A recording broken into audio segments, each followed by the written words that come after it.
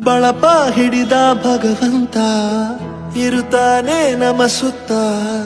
ಅವತಾರ ನಾನಾ ರೂಪವೋ ಹಣೆ ಬರಹ ತಿದ್ದಿ ಬರೆಯಲು ಕತ್ತಲೆಯಿಂದ ಬಹಂತ ನಮ್ಮ ಕೈಯ ಹಿಡಿಯುತ್ತ ಕರೆದೊಯ್ದ ಬೆಳಕು ತೋರಲು ಭಯವಾಗಿ ಗದರೋದು ನಮ್ಮ ಬೆಳೆಸಲು